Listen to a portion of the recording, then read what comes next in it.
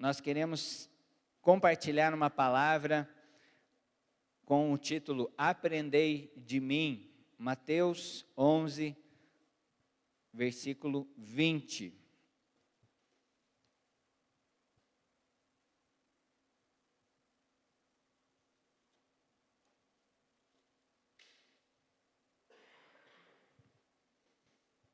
Quem achou diz aleluia.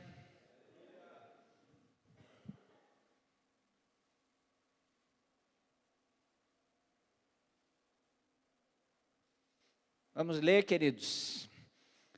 Quero ler na versão NVT. Diz assim a palavra. Mateus 11, 20. Então, Jesus começou a denunciar as cidades onde ele havia feito muitos milagres, pois não tinham se arrependido. Que aflição as espera, Corazim e Betsaida. Porque se nas cidades de Tiro e Sidom tivessem sido realizados os milagres que realizei em vocês, há muito tempo os seus habitantes teriam se arrependido e demonstrado isto, vestindo panos de saco e jogando cinzas sobre a cabeça. Eu lhes digo que no dia do juízo, Tiro e Sidom serão tratadas como menos rigor que vocês. E você, Cafarnaum, será levado até o céu? Não, descerá até o lugar dos mortos. Porque se na cidade de Sodoma tivessem sido realizados os milagres que realizei em você, ela estaria de pé ainda hoje. Eu lhes digo que no dia do juízo, Sodoma será tratada com menos rigor que você. 25, versículo. Naquela ocasião, Jesus orou da seguinte maneira: Pai, Senhor do céu e da terra, eu te agradeço, porque escondestes essas coisas dos que se consideram sábios e instruídos, e as revelaste aos que são como crianças.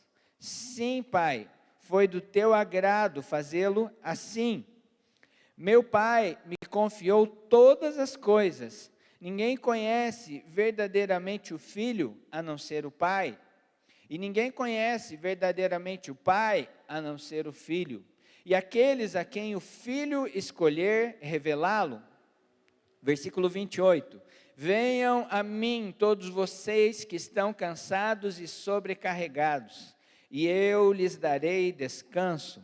Tomem sobre vocês o meu jugo, deixem que eu lhes ensine, pois sou manso e humilde de coração, e encontrarão descanso para a alma. Meu jugo é fácil de carregar, e o meu fardo que lhes dou é leve. Amém, queridos? Repita comigo essa parte do texto que diz o versículo 29. Tomem sobre vocês o meu jugo, deixem que eu lhes ensine, pois sou manso e humilde de coração, e encontrarão descanso para a alma. Aprendei de mim. Queridos, os personagens dessa história, Jesus começa a falar aqui no capítulo 11, sobre algumas instruções, sobre algumas questões, sobre as cidades, e ele discorre sobre a obra que foi confiada a João Batista. No capítulo, alguns personagens principais aqui é João Batista e Jesus. E de João Batista, ele fala que essa mensagem de João Batista, de preparar o caminho, ele diz sobre uma característica de João Batista, que João Batista é mais que um profeta. E quando Jesus fala que João Batista é mais que um profeta, que ele não é apenas um mensageiro, ele está falando de alguém, não como uma pessoa, como um indivíduo que tem uma vida curta e que teve um ministério curto, mas ele está falando sobre um símbolo de um tempo que está começando em João Batista. Ele está falando de alguém que tem um ministério que vai além da sua própria vida física na terra. Porque quando João Batista morre e é decapitado, a igreja recebe o encargo de preparar o caminho de Cristo, preparar a vinda do Cordeiro de Deus, preparar a segunda vinda de Cristo. E esse ambiente descrito aqui fala de crianças. E é interessante, queridos, que no texto anteriormente ele fala sobre crianças que estão brincando, crianças que estão fazendo coisas que não agradam a Deus. No princípio do texto nós não lemos essa parte.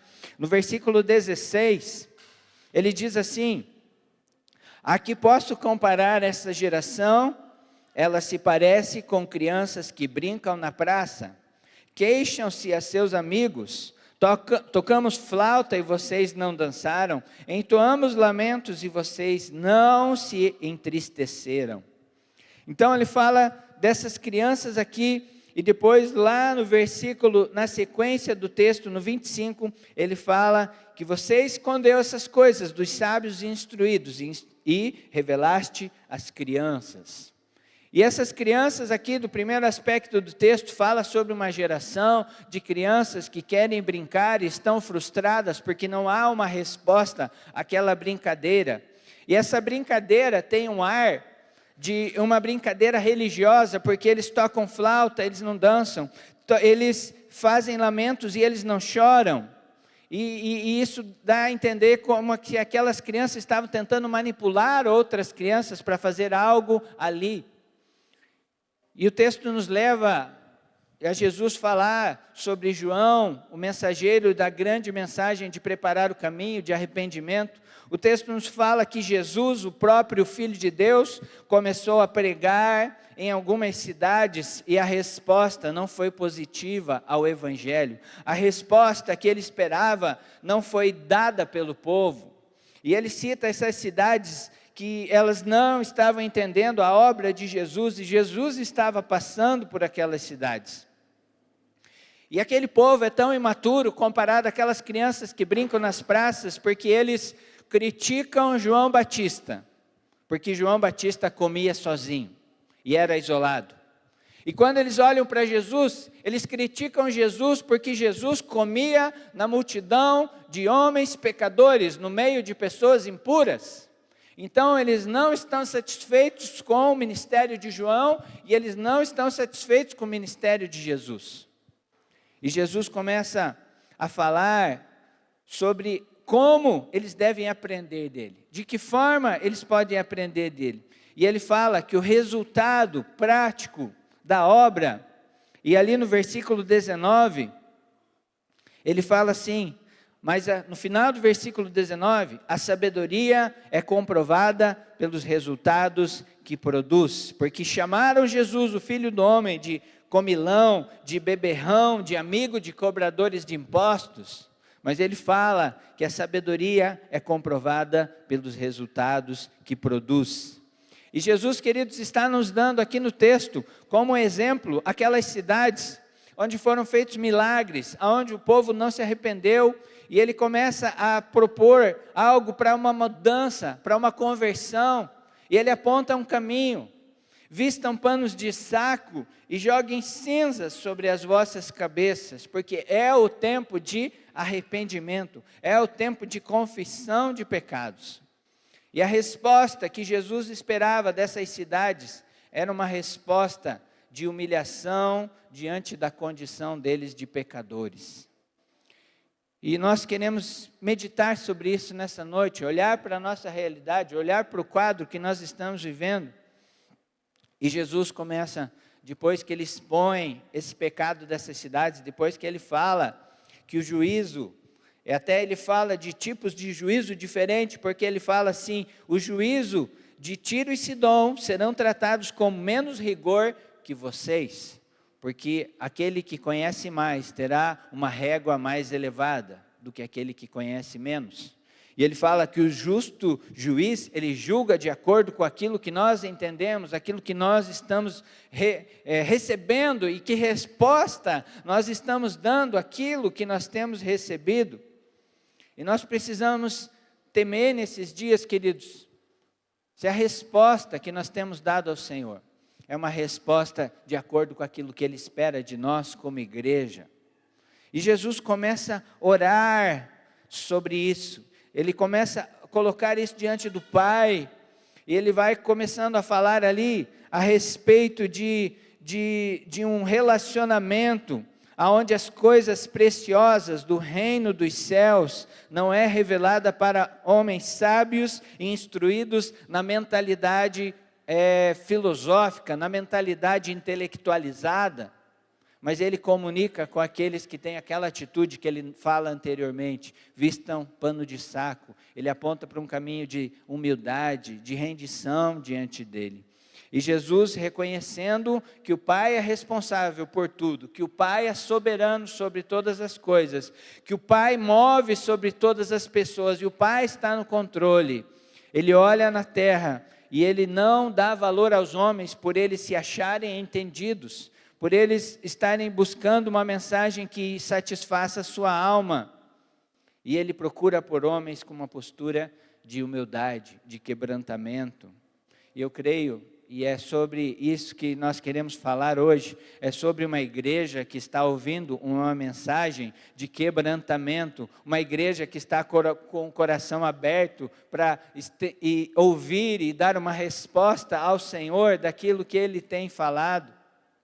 E daí ele aponta de novo algo positivo sobre vocês e sobre mim. Como crianças nós devemos ser simples, como crianças nós devemos estar abertos à instrução do Senhor, à palavra de correção, à palavra de confronto à nossa situação de pecado. Como criança nós precisamos dar ouvido ao Pai Celestial.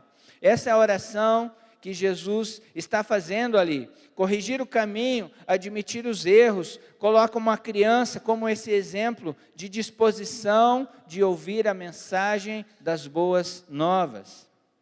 E a mensagem, queridos, ele começa falando sobre esse ambiente de que nós precisamos entender. O Pai confiou todas as coisas, e ninguém conhece o Pai se não conhecer o Filho, e nós precisamos conhecer o Filho, nós precisamos se relacionar com Ele, nós precisamos ter uma vida de entrega a Jesus Cristo, de relacionamento com Ele.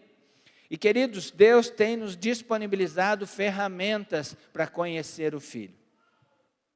Quando nós chegarmos diante desse lugar de juízo, Ele vai ver na nossa vida todas as oportunidades que eu e você estamos tendo de conhecer a palavra do Senhor, de se relacionar com os cristãos, de ter uma postura de fé, de dar respostas que o Senhor espera de nós. Nós, seguramente, que estamos vivendo a realidade e o ambiente da igreja, a régua vai ser maior sobre nós do que sobre aquele que não tem a mesma oportunidade de ouvir, de ver e de experimentar esse evangelho. E nós precisamos estar atentos a isso. E ele fala de algo que o Filho, ele vai revelar o Pai, e ninguém conhece verdadeiramente o Pai a não ser o Filho, e aqueles a quem o Filho escolhe revelá-los. Às vezes nós podemos entender errado que Jesus tem pessoas prediletas, porque Ele escolheu alguns de forma específica para revelar o Pai e para revelar o seu propósito. Mas logo no versículo seguinte, Ele diz assim: venham a mim todos vocês. Ele faz um convite a todos nós. Ele não escolhe pessoas, Ele escolhe pessoas que escolhem a Ele. Ele escolhe as nossas escolhas pelas coisas dEle. Ele escolhe aqueles que decidem ouvir o Evangelho e se render e clamar por Ele. Ele não faz separação, Ele não faz divisão entre pessoas especiais e pessoas não especiais, mas Ele está atento àqueles que atendem ao chamado dEle, de vinde a mim todos vocês. E nós percebemos, queridos, que nesses dias, muitas pessoas, mesmo nessa caminhada de igreja, estão vivendo de forma cansada e sobrecarregada. Pessoas vivendo o Evangelho, não o Evangelho da verdadeira alegria de Cristo, vivendo o Evangelho do peso, vivendo o Evangelho de como se fosse um fardo, vivendo o Evangelho como se a santificação fosse uma condenação, vivendo um evangelho que ir no culto é algo ruim, que é algo necessário, mas não é bom, de acordar 6:30 para ler a Bíblia é ruim, de fazer um jejum pelo menos uma vez por semana é ruim, porque nós não temos esse entendimento do prazer que Cristo como Filho tem no Pai, e do prazer reservado àqueles que ouvem a esse clamor de Jesus, a esse pedido de Jesus: venham a mim todos vocês. E o ponto mais importante desse texto é que ele diz: olhem para mim, conheçam a mim, eu sou manso e humilde de coração, e em mim vocês acharão descanso para as vossas almas.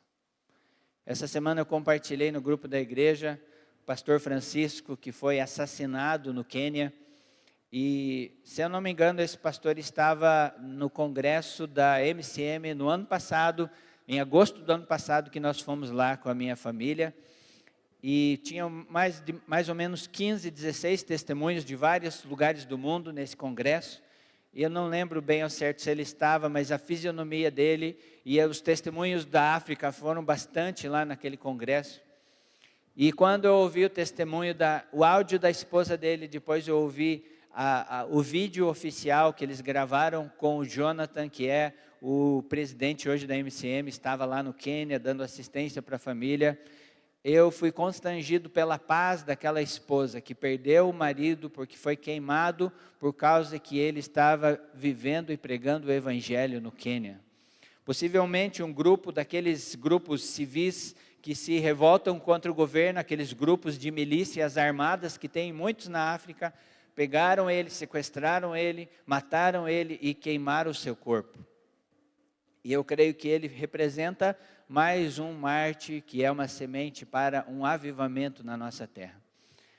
E essa paz dessa mulher me constrange, queridos, porque muitas vezes nós estamos num ambiente que estamos carregados, estamos sobrecarregados, estamos cansados, porque nós estamos fatigados com as coisas que nós decidimos fazer e os planos que nós estabelecemos. E muitas coisas do que nós nos cansamos, do que nós nos sobrecarregamos, não foi Deus que pediu para você fazer. Não foi o Senhor que pediu para você se envolver naquilo.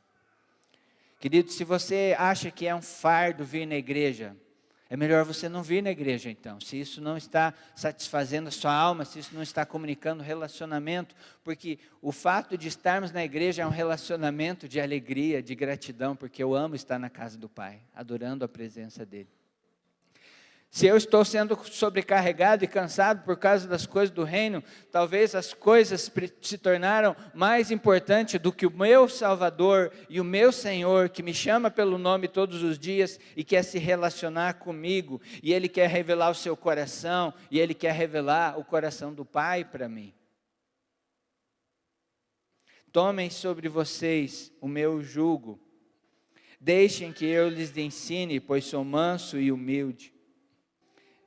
E é fato, se você está se entregando ao Senhor, por quem Ele é, por um desejo de conhecer a Ele, por um desejo de amá-lo acima de todas as coisas, você vai desfrutar, encontrará descanso para a sua alma nele, na presença de Jesus, na pessoa de Jesus, e não no trabalho que você faz para Ele. Na semana passada nós falamos sobre servos ou senhores. Quem lembra dessa mensagem aí, levanta a mão. Quem estava no culto passado, levanta a mão. Nós temos um rodízio de pessoas na igreja. Hoje eu estou meio chato, queridos. Hoje eu estou meio enjoado. Então vocês vão escutar algumas coisas azedas, mas o Espírito Santo tem gerado um azedume no meu espírito nesses dias. Hoje, no dia do pastor, um pastor me mandou uma mensagem pedindo para pôr a foto dos pastores dele no grupo dos pastores da AME. Eu falei, não vou colocar, porque a AME não é lugar de promover pastor e igreja e denominação. A AME é lugar de promover o reino de Deus na cidade de Ponta Grossa. Porque nós estamos carregando muitas vaidades no nosso coração, de muitas coisas, e nós estamos vivendo o evangelho de peso, de fardo, de correria, de cansaço, e nós não estamos expressando Cristo através da nossa vida. Nós não estamos expressando um relacionamento que inspira outras pessoas a ver. Se você é crente, se você é de Jesus, você tem um fardo leve, Você tem uma vida de mansidão e humildade? Você tem uma vida de alegria verdadeira? E como que nós temos inspirado as pessoas? Como que nós temos vivido um evangelho? Há uma necessidade no nosso ambiente de igreja de humilhação, de humildade diante da presença do Senhor. Eu li um livro essa semana, terminei de ler ele. Na terça-feira eu estava compartilhando uma aula com o pessoal que é daqui da igreja, de outras igrejas, do mais profundo. E esse livro mexeu muito comigo, porque ele falava sobre humildade. E sabe, queridos, às vezes nós não estamos nos satisfazendo no Senhor, porque nos falta a humildade de nos esvaziar diante dEle, para que Ele seja tudo na nossa vida.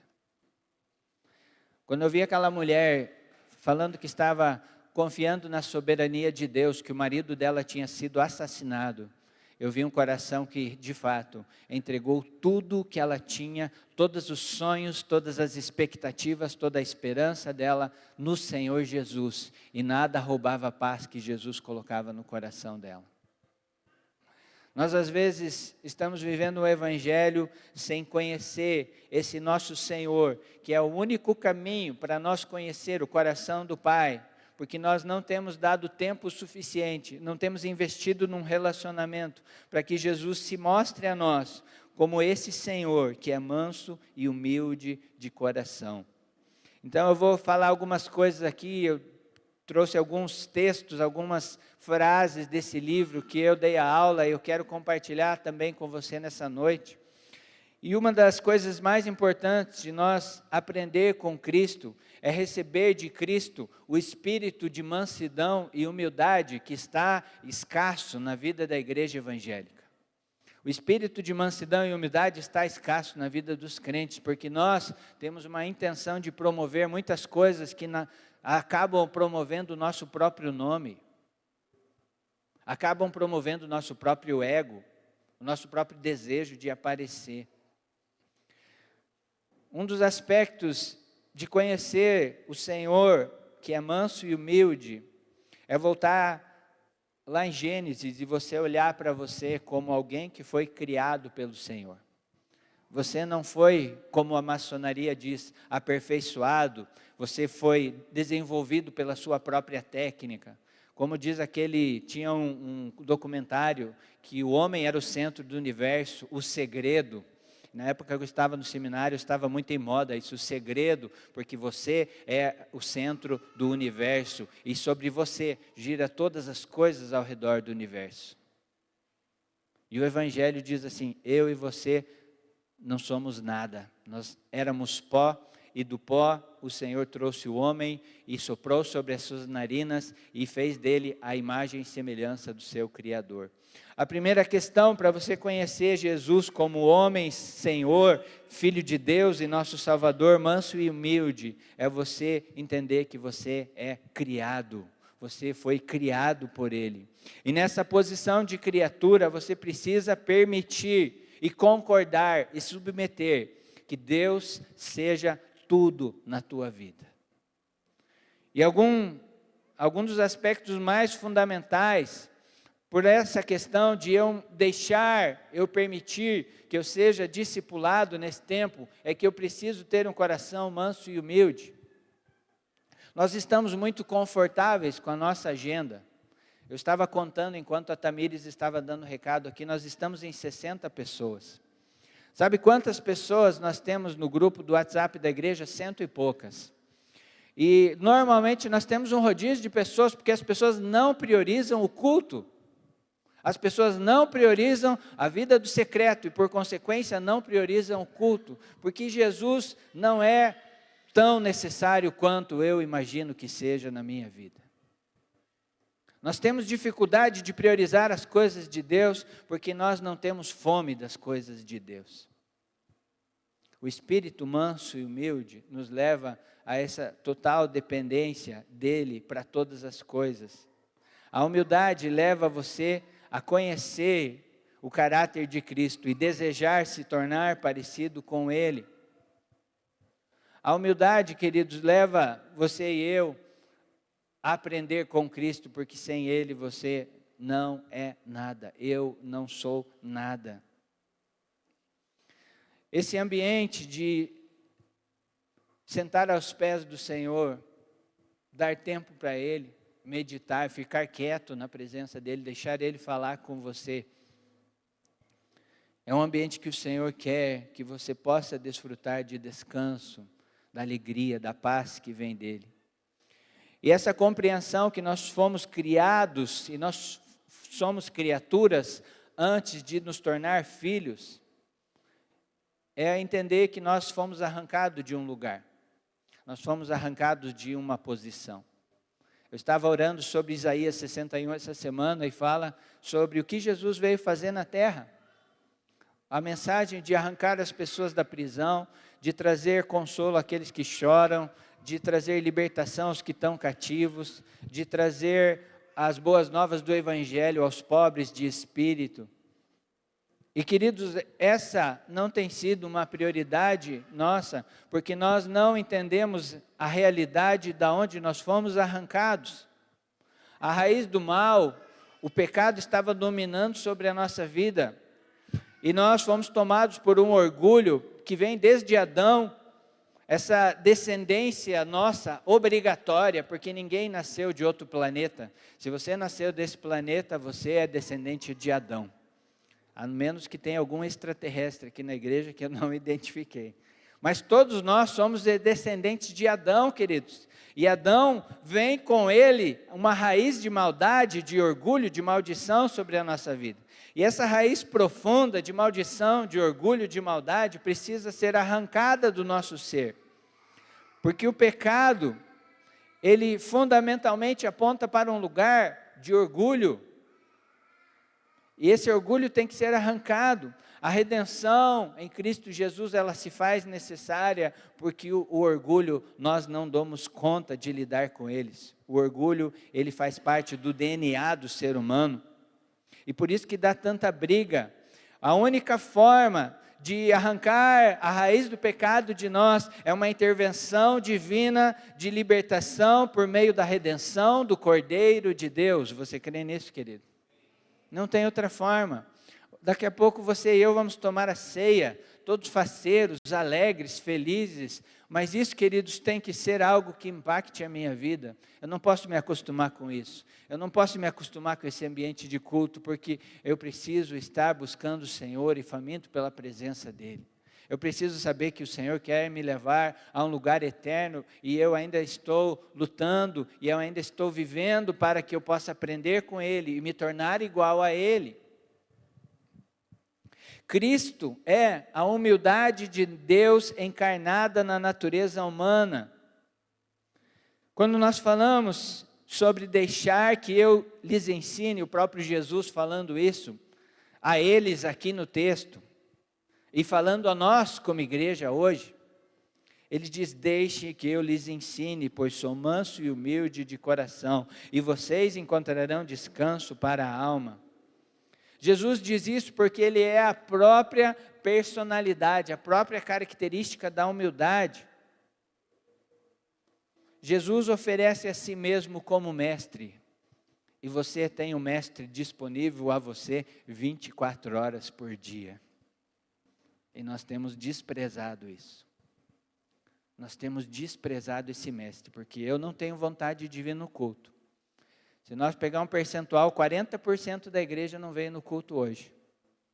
E talvez venham alguns da semana que vem, uma porção de vocês que estão aqui vão faltar no próximo culto. Eu não estou querendo instituir uma doutrina de que a salvação vem por meio de participar dos cultos. Mas eu estou falando que nós temos pouca fome de estar sentado aos pés de Jesus. E nós temos desprezado as oportunidades de crescer para glorificar o nome dEle, para nos tornar parecidos com Ele, para viver o seu reino com mais intensidade e profundidade. Jesus é o mestre e Ele diz a nós: vocês vão achar descanso se buscarem a mim. E Ele diz sobre a humildade apontando para uma criança. E lá em Mateus 6 ele diz que bem-aventurados humildes, pois deles é o reino dos céus. Há uma necessidade, queridos, de que nós permaneçamos num lugar de humildade. há uma necessidade que nós nos voltemos para um lugar de humildade. Porque o Senhor, Ele é soberano. E se nós inverter esse texto que fala lá em Mateus 6, que os humildes herdarão o reino dos céus, os orgulhosos não herdarão o reino dos céus. Aqueles que estavam muito ocupados com as coisas desse mundo e não perceberam a prioridade das suas vidas, não herdarão o reino dos céus. A humildade é como uma escada que nós subimos para a honra no reino celestial. E a humildade é o único acesso a vivermos a honra no reino celestial, porque ela é um padrão da glória de Cristo. Eu sou manso e humilde. Jesus estabeleceu esse padrão. O mais humilde pode ser este homem ou mulher que estará mais perto de Jesus. Nós precisamos ouvir a voz do Senhor nos chamando nesses dias. Nós precisamos escutar o Espírito Santo. Nós precisamos ir para um lugar de perceber que Ele quer fazer algo na nossa vida, que Ele quer falar conosco, que Ele quer nos levar num lugar de relacionamento. Não precisa você abrir, mas Lucas 22, 26 diz assim: entre vocês, porém será diferente, que o maior entre vocês ocupe a posição inferior e o líder seja o servo. O maior entre vocês ocupe a posição inferior e que o líder seja servo. Jesus estava falando isso para aquela equipe de apóstolos que estavam junto com ele. E eles estavam com o coração ainda sendo trabalhado por Cristo Jesus. Eles tinham várias expressões e atitudes no seu dia a dia de humildade, mas ainda eles estavam lutando com o ego que estava falando muito alto dentro deles. E a graça da humildade ainda não era permanente na vida dos apóstolos. E essa graça, essa mesma graça da humildade, ela é raramente vista na igreja.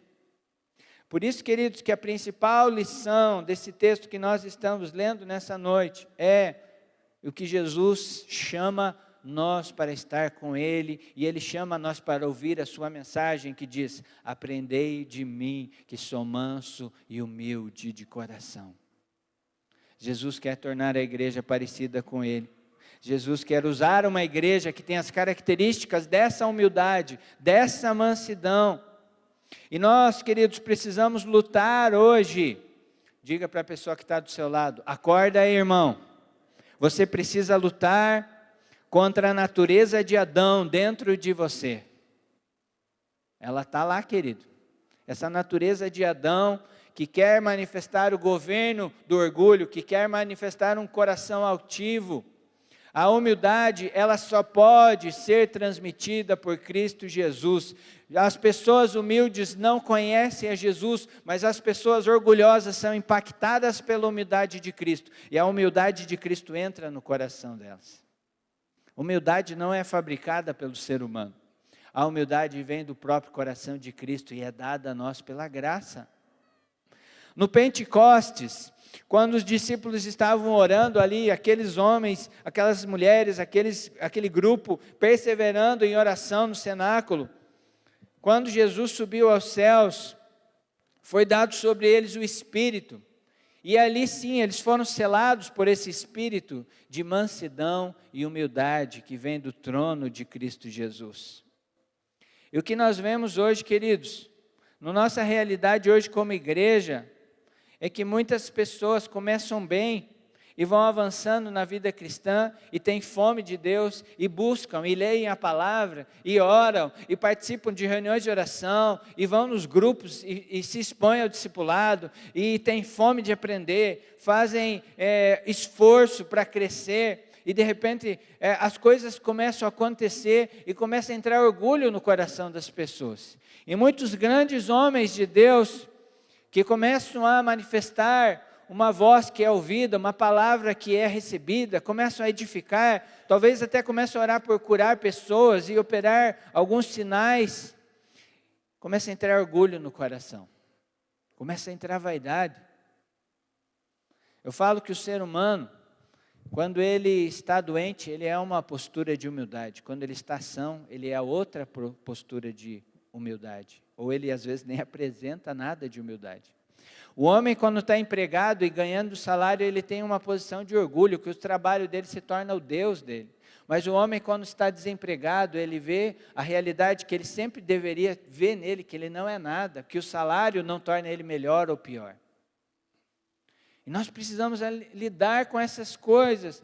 E os discípulos só entenderam sobre esse lugar, sobre esse caráter de Cristo que eles precisavam ter quando eles foram tomados pela presença do Espírito Santo. Eles receberam esse espírito de mansidão e humildade. E muitas pessoas que estão caindo por causa do orgulho, não é Satanás que os derruba, mas Satanás usa essa isca do orgulho para que eles sejam laçados pelo pecado e eles caem. Outro texto que eu quero que você leia comigo, se você quiser abrir aí, é Romanos capítulo 12, versículo 16.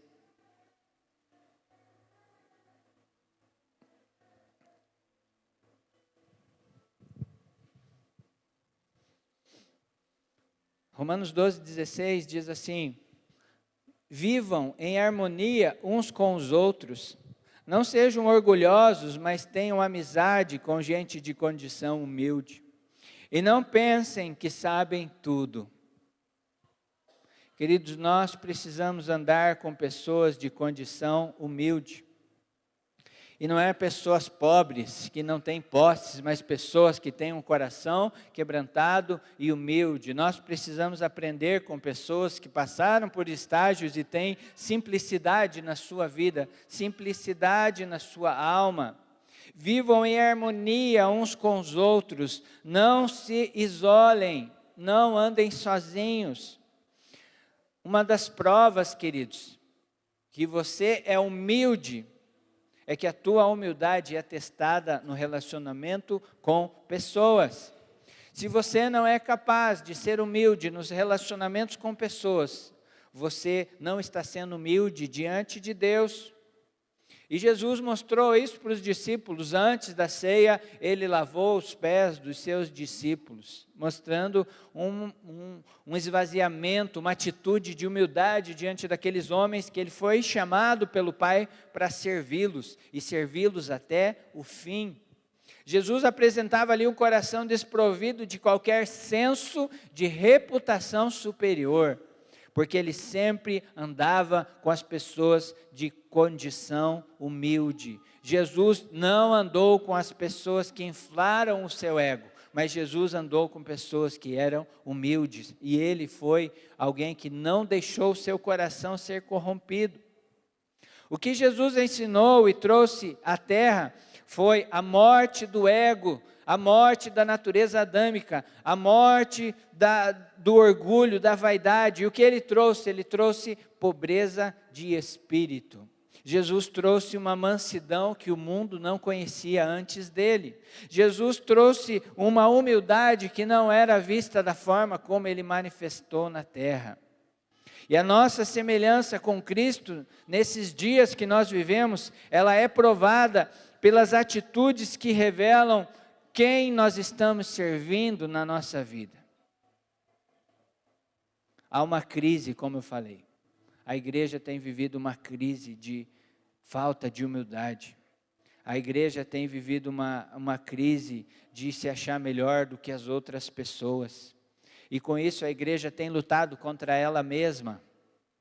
Essa semana teve uma mensagem do André Valadão sobre o orgulho, como falando sobre que nós devemos ter ódio do orgulho, e foi relacionado ao movimento LGBT, e deu uma confusão na internet, pastores falando mal dele, e outros homens, e advogados, e apresentadores de programas.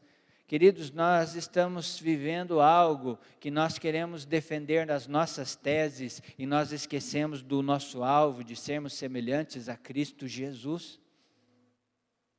Nós estamos brigando contra nós mesmos, nós estamos brigando contra nossos irmãos, e o diabo fica no inferno com seus demônios rindo de uma igreja imatura que fica brigando. Essa outra semana, os pastores brigando por causa do dia do pastor. Eu falei para minha esposa, nós não vamos dar mais presente para pastor, que agora são 7 pastores. E daí tem 7 pastores e mais 7 aniversários de pastor. E vira um negócio que tem que ser servido, que tem que honrar com coisa. A nossa maior honra é no céu por aquilo que nós fizemos aqui na terra. E nada vai substituir isso. Se você quiser dar um presente, dê, mas a gente não vai querer promover coisas que tornem pessoas que sobem no altar ou que têm um título que são melhores ou maiores do que todos os demais irmãos da casa. Pastores são todos aqueles que são apacentadores de pessoas, não precisa ter microfone na mão. Se você apacenta uma pessoa, Deus olha no céu você como um pastor daquela pessoa, como alguém que cuida de alguém. Nós entramos num ambiente de que nós queremos ser notados, servidos, ser valorizados, enquanto em outros países tem pessoas morrendo por causa do Evangelho. Vinde a mim todos vós, e aprendei de mim que sou manso e humilde de coração. Jesus quer derramar o seu coração na vida da igreja. Jesus quer derramar o seu coração na vida dos homens e das mulheres dessa casa. A humildade é a primeira das virtudes e a melhor de todas as graças dadas pelo Espírito Santo. Se nós não formos marcados pelo Espírito manso e humilde que vem de Cristo, nós não vamos saber lidar com os dons, nós não vamos saber lidar com curas, sinais e maravilhas que Deus quer fazer por meio da igreja, porque a glória é dele. O nosso coração não pode se inflar pela obra que nós fazemos. Nós não precisamos e não podemos esperar elogios e aplausos, porque aquele que tem humildade quer agradar o seu Senhor, assim como Jesus fez tudo para agradar o Pai que estava no céu. Consideremos que o exercício da humildade nos leva por processos de lidar com situações de irmãos que nos irritam, de situações de injustiças que nós sofremos nesse mundo, de humilhações que nós estamos passando hoje ou passaremos amanhã, não importa. Você está disposto a andar num lugar onde Cristo seja a tua justiça? Você está disposto a passar por situações onde você tem que morder a língua para não ficar falando mal das pessoas?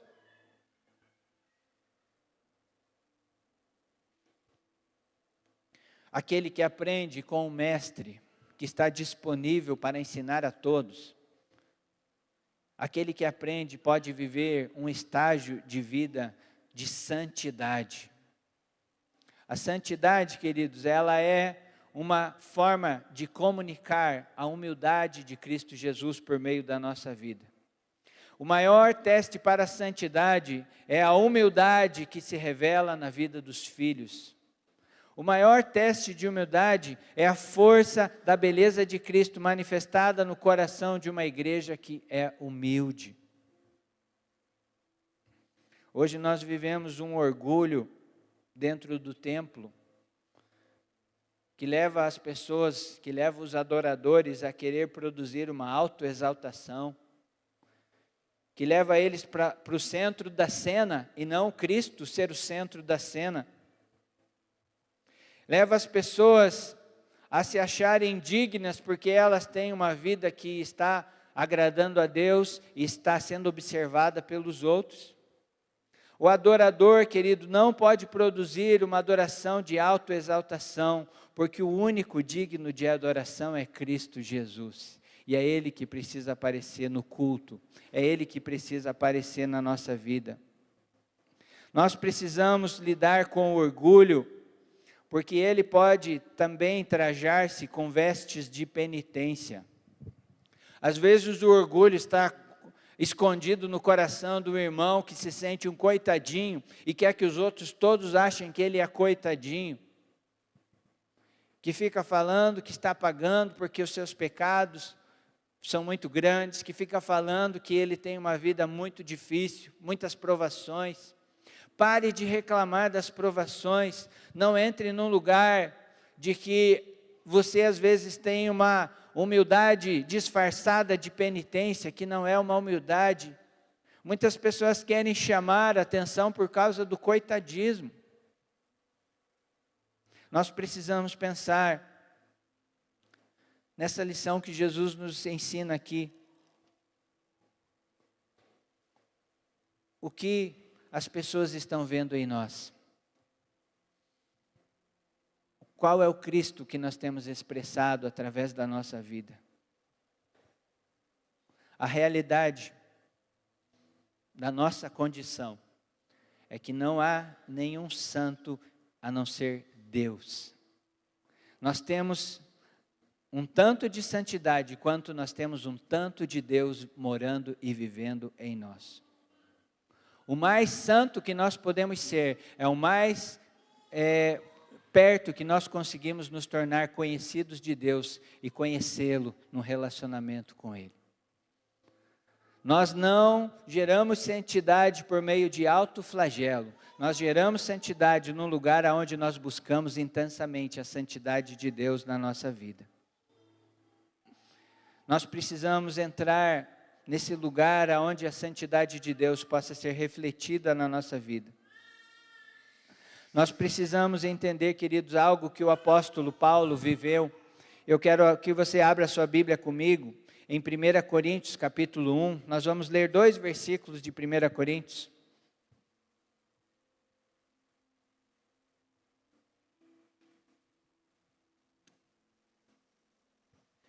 Primeira Timóteo capítulo 1, versículo 13 e 15. 1 Timóteo capítulo 1, versículo 13 a 15. Quem achou, diga amém. Amém. Esperando. 1 Timóteo capítulo 1, versículo 15.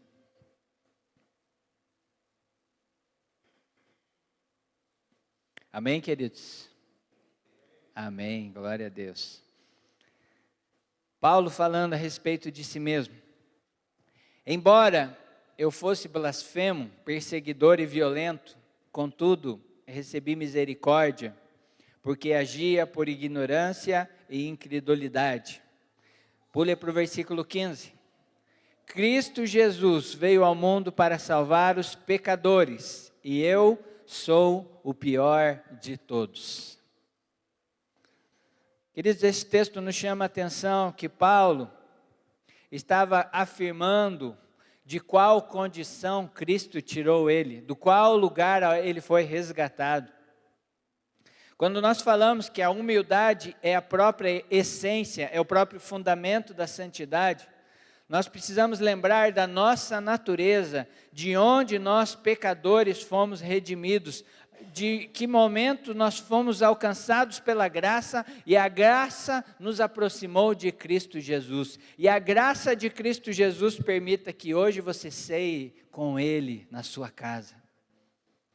Nós precisamos entender que nós somos pecadores redimidos, nós precisamos ter a consciência, como pecadores redimidos, que a nossa adoração é por causa de um amor redentor. E essa memória precisa ser viva na nossa cabeça. O apóstolo Paulo, queridos, ele não ficava confessando pecados diários. Ele não queria se achar pequeno quando ele falava dessas coisas, mas ele sabia do qual condição ele foi resgatado. Paulo não é como Davi, que Davi tem pecados claros, confessados na vida dele. Paulo não é como Salomão, que errou e desobedeceu a Deus, e a Bíblia registra ele. Paulo não tem pecados confessados de forma escandalosa na história da vida dele, depois da sua conversão. Mas Paulo é um dos homens que se acha pequenos, e ele fez uma grande obra para Deus, porque ele sempre lembrava de uma forma viva na sua memória, de onde ele foi resgatado. A humildade deve nos levar a essa consciência de quem nós somos em Cristo Jesus e do lugar aonde nós fomos alcançados. Em 2 Coríntios capítulo 1, versículo 12, se você quiser ir para o texto lá, 2 Coríntios capítulo 1, versículo 12, diz: podemos dizer com certeza e com a consciência limpa que temos vivido em santidade. Olha o que Paulo está falando, uma consciência limpa, que temos vivido em santidade e sinceridade diante de Deus. Dependemos da graça divina e não da sabedoria humana. Paulo podia falar isso batendo no peito, porque quando ele batia no peito, ele não falava das suas obras, ele falava da obra que Cristo Jesus fez na vida dele. Nós precisamos crescer numa posição e numa condição de humildade. A verdadeira honra que nós buscamos nessa terra vem do trono de Deus, não é aqui da terra. Você não busca galardão. Quem dos homens assistiu a Champions League ontem, né? A final da Champions League. Eu não assisti nada, só vi os melhores momentos, 2 minutos ou 3 minutos. E é engraçado, queridos, que todos aqueles jogadores passavam naquela taça que eles chamam de orelhuda e davam um beijo na taça. E aquele deve ser para os jogadores de futebol o momento mais mágico na vida deles. Todos davam um beijo na taça da Champions League. E queridos, isso é uma só representação de quantas coisas os homens adoram que chegam ao nível do fanatismo como religião na vida deles. E nós, queridos, temos a maior honra de todos os tempos, de toda a história da humanidade, de conhecer a Cristo Jesus e o poder da ressurreição. Isso nós vamos conquistar nele, quando nós estivermos dispostos a morrer para esse mundo. Quando nós estivermos dispostos a nos despojar, nos esvaziar de tudo que nós somos. No jantar ontem, aliás, no café colonial dos casais, a Kelly fez umas perguntas lá que pegou a gente de jeito, né? Sobre as nossas falhas, sobre os nossos pecados, condenações. E nós vimos vários defeitos que nós praticamos no passado. Mas, queridos, nós precisamos focar a nossa vida num lugar onde a honra vai vir do trono de Deus sobre nós. Não busque glória e honra nesse mundo. Não queira se matar nas coisas desse mundo e esquecer a prioridade. O apóstolo Paulo diz que considerou tudo como refúgio, como esterco, como descartável, para conhecer a Cristo Jesus e o poder da ressurreição. E nós precisamos focar nisso. Nós precisamos ter um foco nas coisas do reino de Deus. E a única coisa que pode derrubar você desse caminho de focar em Cristo Jesus é o seu próprio orgulho, é a sua própria vaidade. Isaías 2:11. E é o último texto que eu quero ler com vocês, eu quero convidar você para ficar em pé nesse tempo.